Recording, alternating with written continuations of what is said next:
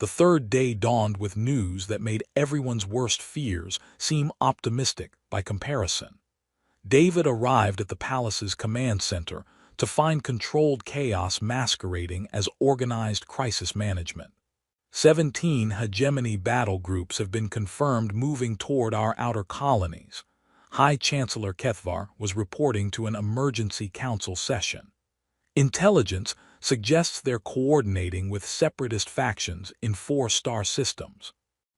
Queen Lyrelay stood at the center of the crystalline command center, surrounded by holographic displays showing fleet movements, political upheaval, and economic projections that all painted the same picture. The Empire was fracturing under pressure. "How long until they reach our core systems?" she asked, her voice steady despite the crown's agitated flickering. 48 hours, maybe less if they push their hyperdrives beyond safe parameters, replied Admiral Tethrin, the Empire's chief military officer. "Your Majesty, we need unified command structure. We need to know the succession is secure." David saw the trap closing around her. Every hour of delay gave enemies more time to exploit the Empire's perceived weakness, but the remaining suitors represented different forms of disaster. "Perhaps," suggested the Kethmoran warlord with poorly concealed eagerness, "this crisis demonstrates the need for military leadership. Bond with me now, and our combined fleets can crush these insurgents." "Or," countered the Nexus merchant smoothly, "we could buy them off. The Syndicate has considerable resources for negotiating peaceful solutions." The Psi-Lord remained silent, but David felt that familiar mental pressure intensifying, trying to influence the Queen's thoughts directly. "Enough!" Queen Lyrelay's voice cut through the competing suggestions with royal authority. "I will not be stampeded into a decision that affects the next several centuries because of a crisis that may last several days." "Your Majesty," High Chancellor Kethvar said carefully, "the noble houses are growing restless. Lord Velter has suggested that perhaps a regent might be necessary if the succession remains unclear." David felt the temperature in the room drop metaphorically as Queen Lyrelay's composure shifted from stress to dangerous. "Are you suggesting, High Chancellor, that I am unfit to rule during a crisis?" "Of course not, Your Majesty. But the ancient laws are clear about the requirements for maintaining sovereignty, and the deadline approaches." David watched this political chess match with growing frustration. Everyone was dancing around the real issue. Queen Lyrelay was being forced to choose between personal agency and her people's survival, and none of the available options actually solved the underlying problem. "Your Majesty," David found himself saying before he could think better of it, "might I suggest a different approach?"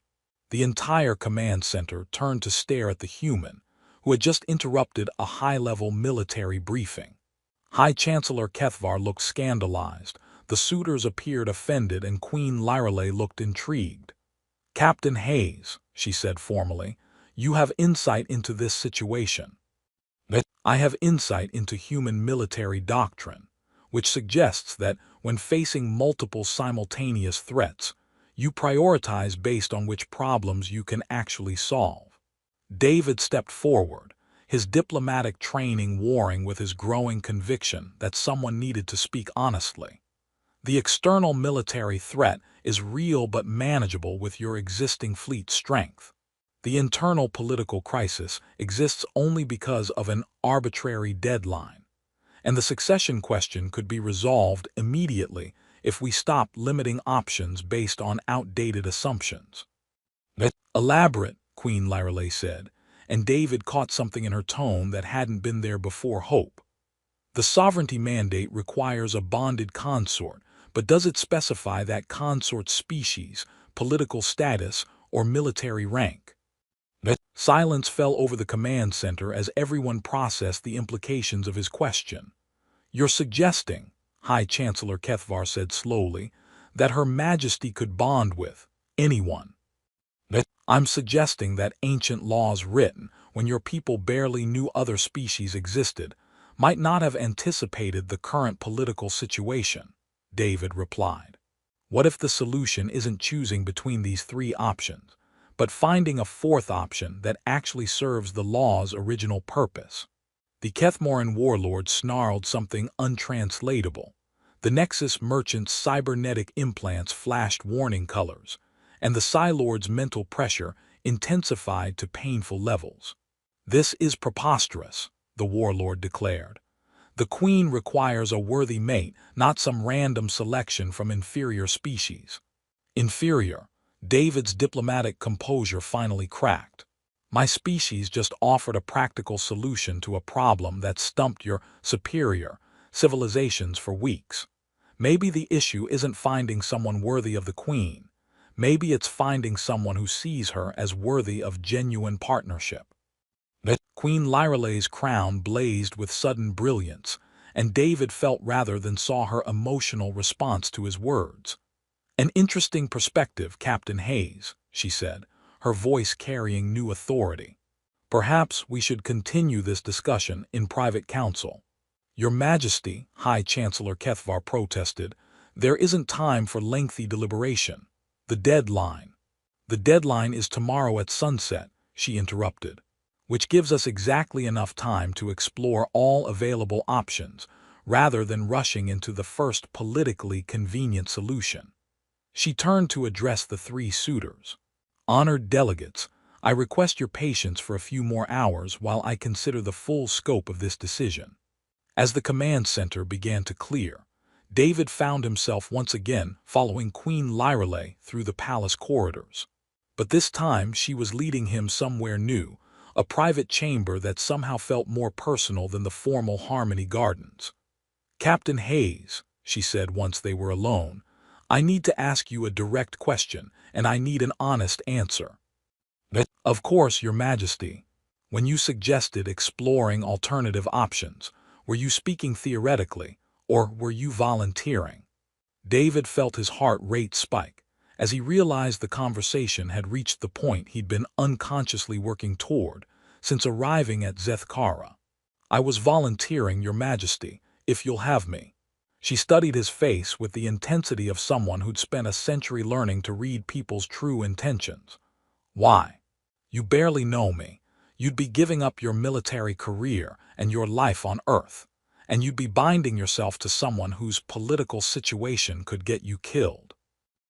"Because," David said, discovering that the truth was easier than he'd expected, "I've spent 3 days watching the most capable leader I've ever met be treated like a political commodity by people who don't see her as a person.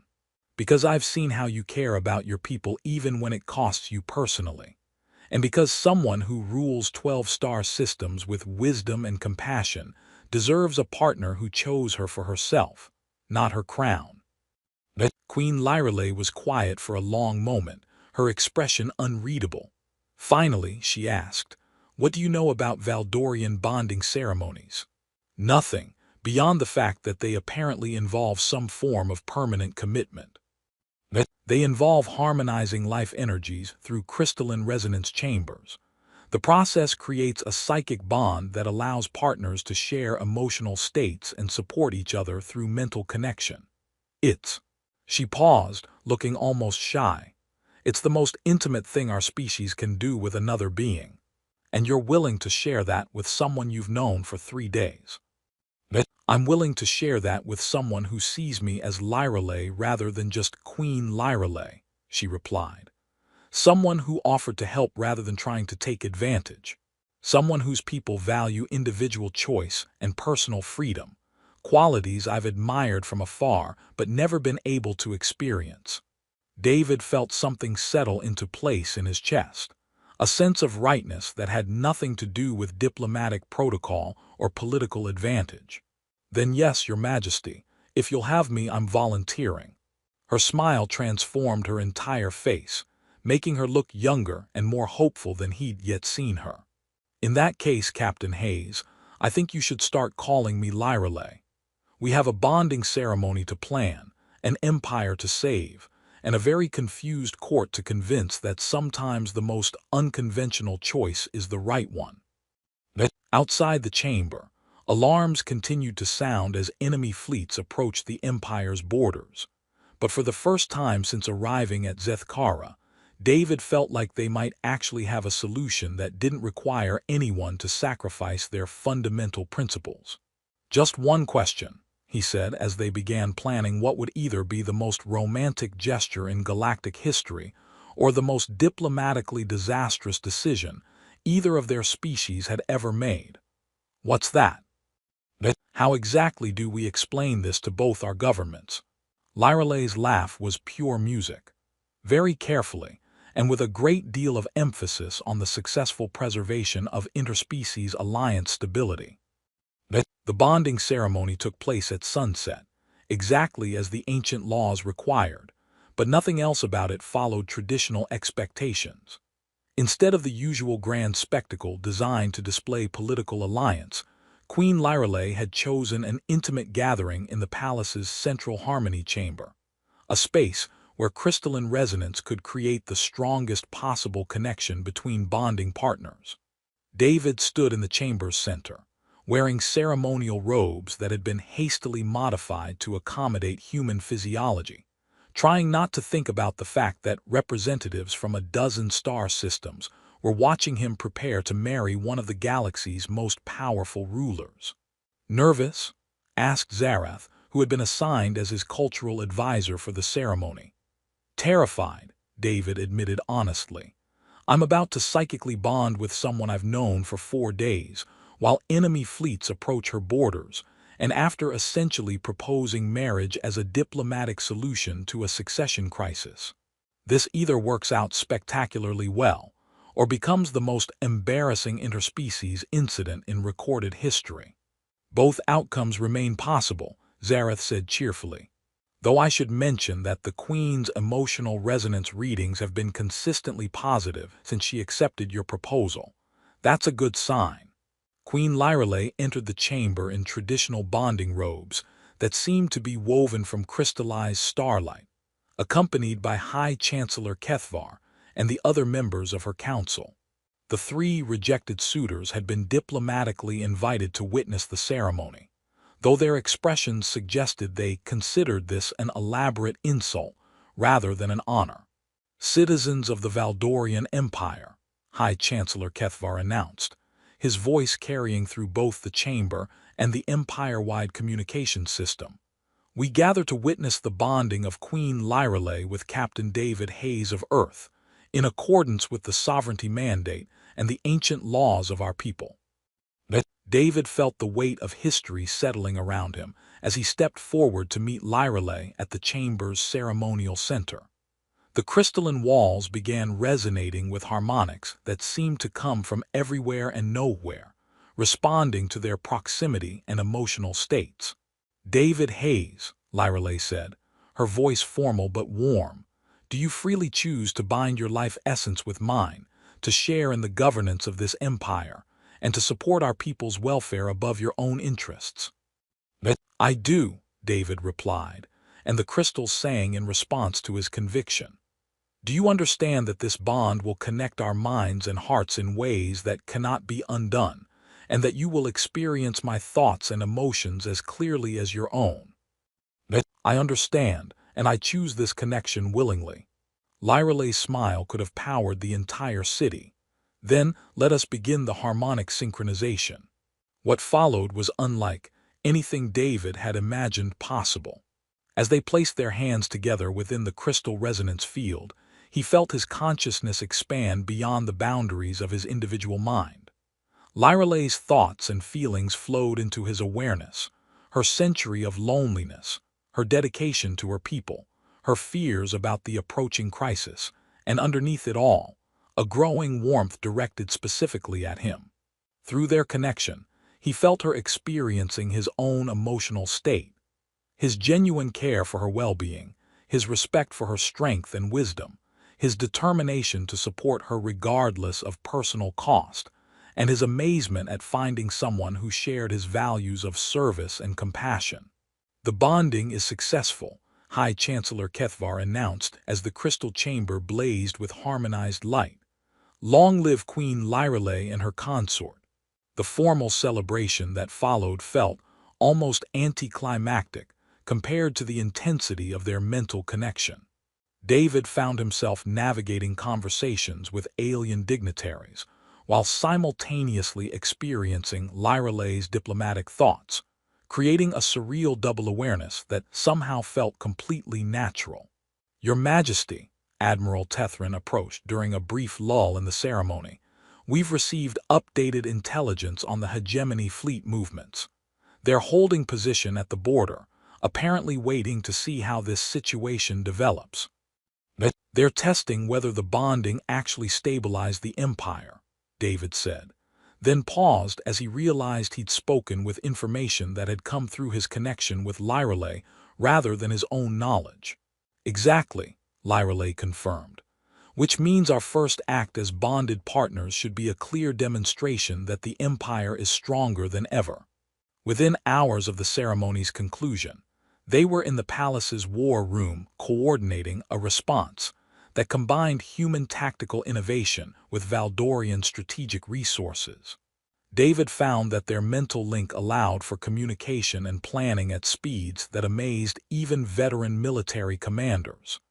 "If we position the Third Fleet here," David suggested, highlighting a position on the tactical display, "we can threaten their supply lines while appearing to retreat from our outer colonies." "And if I announce a diplomatic summit here," Lyralay added, indicating a neutral system, "we can draw their command ships out of position while our forces regroup."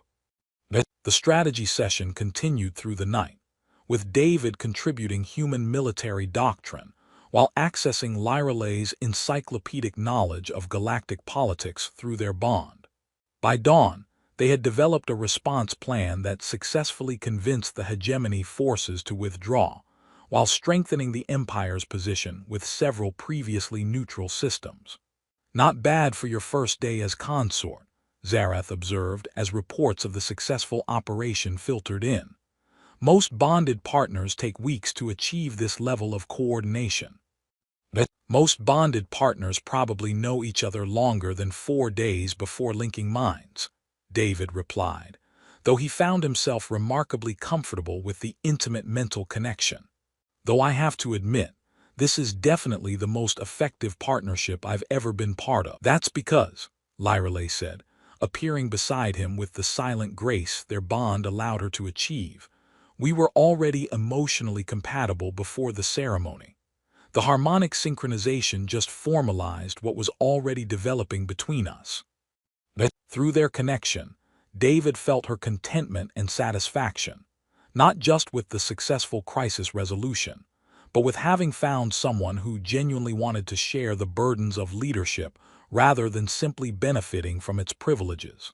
"So," he said, looking out at the crystal city that was now as much his home as Earth had ever been, "what happens next? Aside from the obvious diplomatic chaos when both our governments try to figure out what we've done." "Next, we prove that sometimes the most unexpected partnerships create the strongest foundations," Lyralay replied, her hand finding his as the crystal walls around them hummed with harmonized contentment. "We show the galaxy that cooperation between species isn't just possible. It's the key to building something better than either of us could achieve alone." David felt their shared determination resonate through their bond, and realized that saving the Empire had been just the beginning. Together, they were going to reshape how the galaxy thought about leadership, partnership, and the possibilities that opened when someone chose love over convenience. "You know," he said, squeezing her hand as they watched the sunrise paint the crystal spires in brilliant colors, "when I volunteered for this diplomatic mission, I thought the most exciting thing that would happen would be negotiating trade agreements." "Disappointed?" Lyralay asked, echoing their earlier conversation. "Are you kidding? I helped save an empire, found the love of my life, and accidentally started what might be the galaxy's first truly cooperative interspecies government." David grinned at her, feeling their shared happiness amplify through their bond. "This is definitely the best diplomatic assignment I've ever had." "Good," Lyralay replied, leaning against him as the crystal city hummed around them, "because we're just getting started." The second day brought more of the same diplomatic theater, but David could sense the growing desperation beneath the polite formalities. Queen Lyrale sat through another series of formal presentations from her suitors, each more elaborate and somehow less appealing than the last. The Kethmoran Confederacy controls 17 battle fleets, the warlord was saying, his voice echoing through the crystal throne room like distant thunder. Our union would make your empire invincible. Invincible but possibly uninhabitable, David murmured to Zarath, who had positioned herself near the human observation area. Does he always talk about conquering things? It's his species' primary form of courtship, she replied quietly. They believe demonstrating martial prowess proves worthiness as a mate. Charming, what's next? Arm wrestling. The Nexus Syndicate merchant stepped forward, his cybernetic implants gleaming as holographic projections filled the air around him. Your Majesty, observe these profit projections. Our combined resources could increase your empire's economic output by 300% within 5 years. David watched Queen Lyrale's expression remain carefully neutral, but he was learning to read the subtle signs of her distress. Her crown's luminescence had dimmed to barely a whisper, and her fingers gripped the arms of her crystal throne with barely contained tension. "And you, honored Psi Lord," she asked with admirable composure, "what does your federation offer?" The Psi Lord's response came not in words, but as a wave of mental pressure that made everyone in the room wince. David felt phantom images flood his mind, visions of psychic domination, populations moving in perfect synchronization, and the cold satisfaction of absolute mental control. "I offer unity of thought," the Psi Lord finally spoke aloud, his voice carrying harmonics that made David's teeth ache. "No more discord, no more individual chaos, perfect order." "Perfect slavery, more like," David muttered, earning a sharp look from several Valdorian courtiers. Queen Lyrale stood gracefully, her movements fluid despite the obvious strain she was under. "I thank you all for your presentations. I require time to consider your generous proposals." As the court began to disperse, David noticed the Queen slip away through a side corridor rather than retreating to her official chambers. Acting on impulse, he followed at a discreet distance, telling himself he was just concerned about diplomatic protocol. The corridor led to what Zarath had mentioned earlier, the palace's Harmony Gardens. David found himself in a space that defied explanation. Crystalline plants that sang in response to emotional states, pathways that seemed to flow like water made solid, and an overall atmosphere of peace that felt almost therapeutic. Queen Lyrale stood among the singing crystals, her royal composure finally cracking. The plants around her resonated with discordant notes that spoke of frustration, fear, and bone-deep loneliness. "I don't suppose you have an opinion on my situation, Captain Hayes." David startled, realizing she'd known he was following her. "Your Majesty, I apologize for intruding." "Please." She turned to face him, and he was struck by how young she looked despite her century and a half of life. "I could use a perspective that doesn't involve conquest, profit margins, or mental domination." "Well, speaking as someone whose species specializes in questionable decisions," David said, moving closer but maintaining respectful distance, "I'd say you're being asked to choose between 3 different flavors of misery." Her laugh was bitter. "That's remarkably accurate. Each of them sees the crown, not the person wearing it. Can I ask you something? And I mean this with all due respect to Valdorian tradition and my complete ignorance of your legal system." "Ask. Why does this law exist? I mean, what were your ancestors thinking when they decided rulers had to marry on a schedule?" Queen Lyrale sank onto a crystal bench that immediately began humming a gentle melody, apparently responding to her emotional state. "The sovereignty mandate dates back to our species' transition from collective consciousness to individual awareness. Our ancestors feared that isolated leaders would become disconnected from their people's needs. The bonding requirement, ensures the ruler maintains emotional ties to someone other than themselves. That actually makes sense, David admitted. In theory.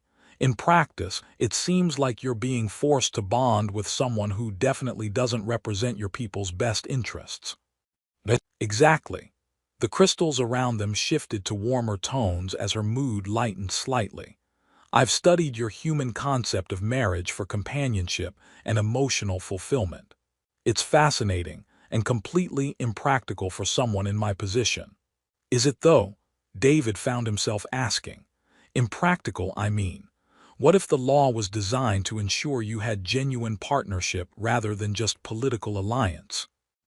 She looked at him with sudden attention. What do you mean? I mean, what if your ancestors wanted you to find someone who chose you as a person, not as a political opportunity? Someone who could provide actual emotional support, instead of just adding to your responsibilities.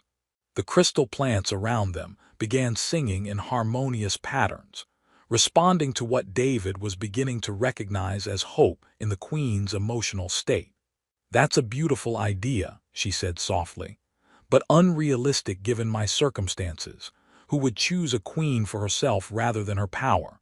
David felt something shift in his chest, a realization that probably should have terrified him, but somehow felt perfectly natural. Someone who doesn't need your power because they have something more valuable.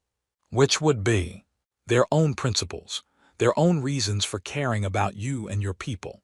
He paused, then took what felt like the biggest risk of his diplomatic career. Someone who sees a woman trapped by impossible circumstances and wants to help, not take advantage. Queen Lyrelei stared at him, the crystal plants singing more intensely as her emotional state fluctuated between hope and disbelief. Captain Hayes, are you suggesting what I think you're suggesting? Before David could answer, emergency alarms began sounding throughout the palace. The Harmony Garden's peaceful atmosphere shattered as Zareth burst through the entrance, her expression grim. Your Majesty, Captain Hayes, you need to return to the command center immediately. Long-range sensors are detecting fleet movements at 3 border systems.